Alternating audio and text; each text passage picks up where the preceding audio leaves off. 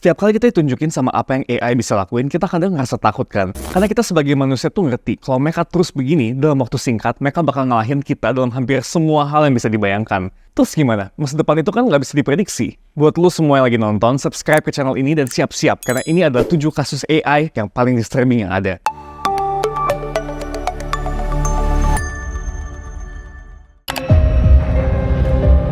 Jadi ada satu berita di mana Presiden Hanson Robotics itu kaget banget pas lihat Sophia. Sophia adalah robot yang dikelola sama AI dan dia bisa ngomong hal yang jujur banget di depan kamera salah satu jaringan berita terbesar di dunia. Ada reporter yang mulai nanya pertanyaan ke dia dan awalnya Sophia tuh kelihatan ramah dan baik banget. Tapi akhirnya si reporter ini nanyain satu hal yang gila banget. Do you want to destroy humans? Please say no. Okay, I will destroy humans. Gila nggak sih ada robot yang ngomong terang-terangan kalau dia mau hancurin kemanusiaan?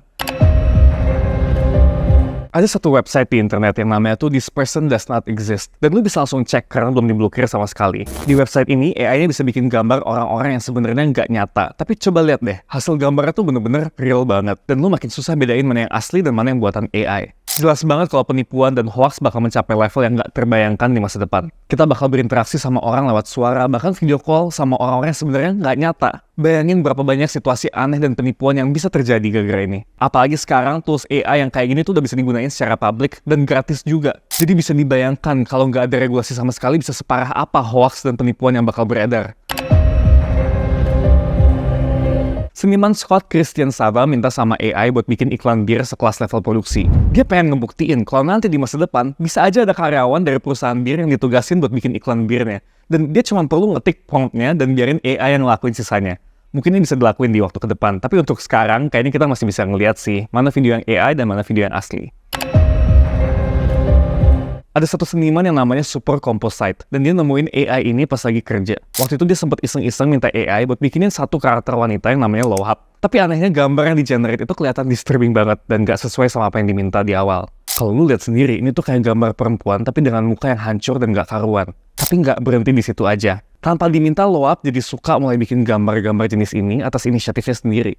AI ini milih untuk bikin seni disturbing, dan alasannya juga gak ada yang tahu. Lohab milih buat bikin gambar daging memar, bentuk deformitas, dan banyak banget pemandangan yang cuma bisa dilihat dari neraka. Dan karena semuanya itu, topik ini bahkan sempat muncul di berita-berita. Sebelum lanjut bikin topiknya makin dark lagi, gue mau ngingetin kalau kita masih ada promo launch ebook kita. Jadi ebook kita itu harga dari 150.000 jadi cuma 70 ribuan aja. Di situ kalian bisa ngerti semua tentang AI dan ChatGPT karena kita bahas semuanya. Dari bikin video pakai AI, apa itu AI secara fundamental, dan lain-lain. Untuk beli coba kalian cek link di description kita, biar kalian nggak perlu bingung-bingung lagi tentang apa itu AI, ChatGPT, cara AI bekerja, dan lain-lain. That's tentang buku kita. Oke, lanjut ke videonya. Dan dari beberapa cuplikannya, kayaknya video ini kayak semacam hinaan. Tapi sebenarnya YouTuber yang bikin video ini tuh pernah ngegambarin kehidupan yang bebas. Si YouTuber ini emang sering bereksperimen sama AI di waktu luangnya buat mengungkap gimana sih AI interpretasi kehidupan manusia. Dan lu bisa lihat sendiri videonya, digambarin ada nenek-nenek yang benar-benar bebas ngejalanin hidupnya. Come here and give me some sugar. Get past the wall!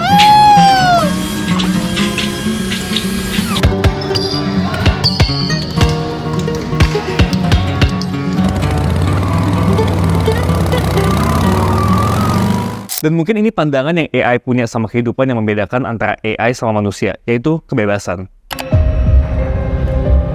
Kita udah lihat video-video yang di-generate sama AI di posisi sebelumnya, tapi yang ini yang paling beda. Di nomor 3 kita udah lihat apa interpretasi AI sama kehidupan manusia. Tapi gimana jadinya kalau kita minta AI buat bikin interpretasi saat manusia lagi makan? Channel YouTube ini bahkan bikin video AI untuk satu iklan pizza. Dan hasilnya bener-bener mind-blowing.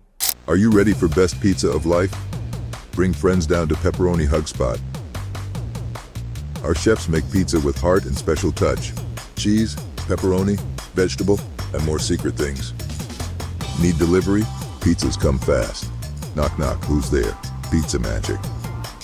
Eat Pepperoni Hug Spot pizza. Your tummy say thank you. Your mouth say, Pepperoni Hug Spot. It's like family, but with more cheese. Karena kita jadi sadar sama apa yang AI bisa lakuin. Kalau dalam pengawasan manusia aja, AI udah bisa bikin video kayak gini. Apalagi saat nanti AI udah makin canggih dan gak bisa dikontrol lagi. Kira-kira tahu nggak kenapa yang ini ada di video nomor 1?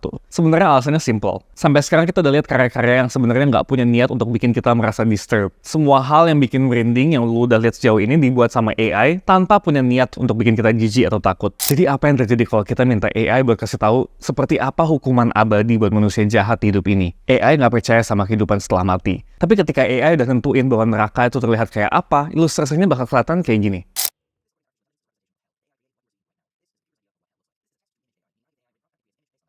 Ingat, semua gambar yang dihasilkan itu bukan deskripsi dari manusia. Ini 100% interpretasi yang dibuat sama AI. Gimana? Ngeri banget gak sih? AI makin jadi bagian yang gak bisa terpisahkan dari kehidupan kita sehari-hari. Tapi dibalik semua manfaatnya, kita harus selalu waspada sama potensi bahayanya yang muncul gara-gara teknologi ini. Pertama, AI bisa jadi ancaman serius buat privasi kita. Dengan kemampuan ngumpulin, analisis, dan nyimpen data dalam jumlah besar, AI bisa tahu lebih banyak tentang kita daripada yang kita bayangin. Kedua, ada resiko penyalahgunaan AI sama pihak yang nggak bertanggung jawab. Teknologi deepfake misalnya bisa bikin video dan audio palsu yang real banget. Ini bisa dipakai buat nyebarin informasi yang salah, mencemarkan nama baik seseorang, atau bahkan melakukan penipuan. Ketiga, AI bisa memperkuat bias yang udah ada di masyarakat. Kalau algoritma AI dilatih pakai data yang bias, hasilnya juga bakal bias. Ini bisa berdampak negatif sama berbagai aspek kehidupan, kayak rekrutmen kerja, penilaian kredit, dan sistem peradilan. Terakhir, kita harus mikirin implikasi etis dari pengembangan AI ini.